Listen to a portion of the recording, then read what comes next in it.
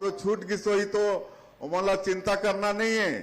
अब ओकर ऐप फिर खोलबो और ऐसे जे हमार बेटी बन के फिर एक बाद में शादी हुई से या कोनो के नाम छूट गई से तो मन के नाम ला। साथियों, छत्तीसगढ़ प्रदेश की जो कैबिनेट मंत्री है उन्होंने छत्तीसगढ़ में किसानों के हित के लिए कुछ बड़े फैसले लिए हैं जो धान खरीदी से संबंधित है। आपको इसे जानना बहुत जरूरी है। चलिए आपको एक एक करके सभी उन महत्वपूर्ण फैसलों से अवगत कराते हैं कि कौन कौन से वो महत्वपूर्ण फैसले हैं जो किसानों के हित में हैं और क्यों आपको जानना जरूरी है।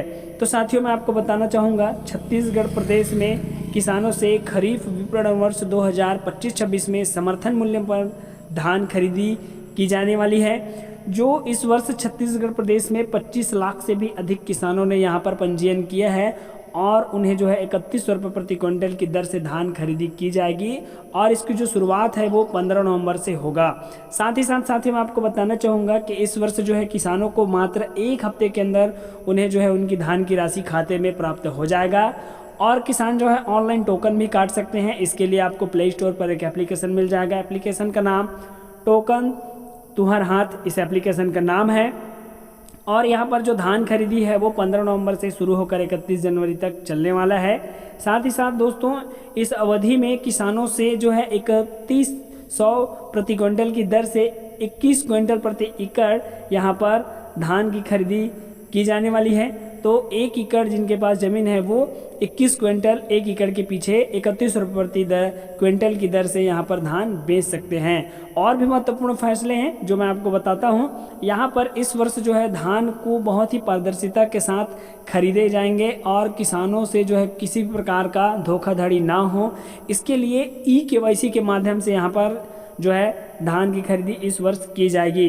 इसके लिए यहाँ पर सरकार ने, कृषि मंत्रालय ने एग्री स्टेक पोर्टल लॉन्च किया है जहाँ पर सभी किसानों को पंजीयन करना अनिवार्य है और इसकी जो अंतिम तारीख है वो 31 अक्टूबर 2025 निर्धारित किया गया है। इस अवधि से पहले आपको एग्री स्टेक पोर्टल पर आपको यहाँ पर पंजीयन कराना है और अपना यहाँ पर जो है किसान पंजीयन को अनिवार्य रूप से यहाँ पर करानी है। इसी तरह से दोस्तों, मैं आपको बताना चाहूँगा कि छत्तीसगढ़ प्रदेश में 25 लाख से भी अधिक किसानों का यहाँ पर सर्वे हुआ है और इन किसानों से यहाँ पर धान की खरीदी की जाने है।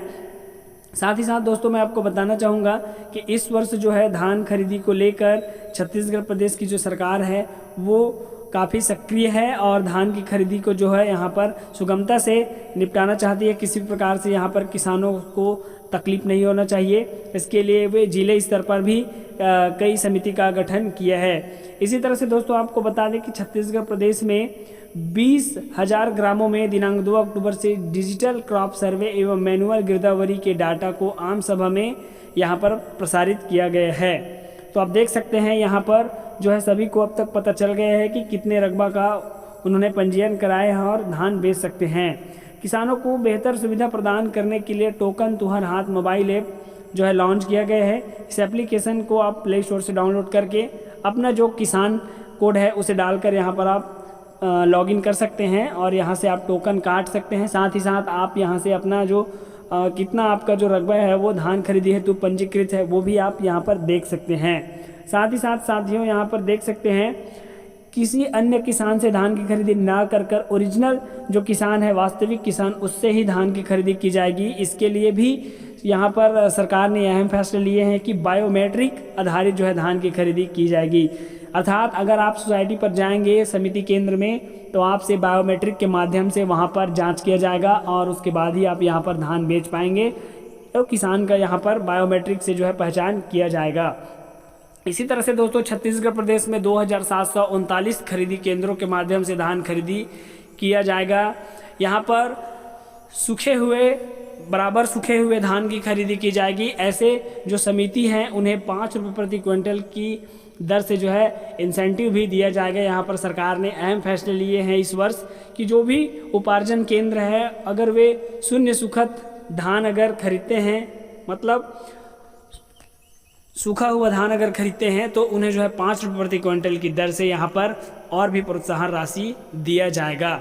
इसी तरह से दोस्तों, छत्तीसगढ़ प्रदेश में एक और महत्वपूर्ण फैसला जो सरकार ने किसानों के हित में लिया है वो बहुत ज़रूरी है जिसे आपको जानना, वो है धान के यहाँ पर जो व्यवस्था है उसे प्रशासनिक रूप से मजबूत किया जाएगा और सोसाइटी में इसका प्रमुख रूप से रख रखाव किया जाएगा। इसके लिए भी सरकार ने जो है बोरा का जो व्यवस्था है उसके ऊपर भी यहाँ पर फैसला लिया है, पर्याप्त व्यवस्था करने के यहाँ पर निर्देश दिए हैं ताकि किसानों को किसी भी प्रकार की समस्या ना हो और धान वे आसानी से बेच सके, उन्हें बोरा के लिए इधर उधर भटकने की ज़रूरत ना हो। इसके लिए कलेक्टर को उन्होंने साफ निर्देशित किया है कि यहाँ पर जूट बारदाने की व्यवस्था पर्याप्त मात्रा में की जानी चाहिए।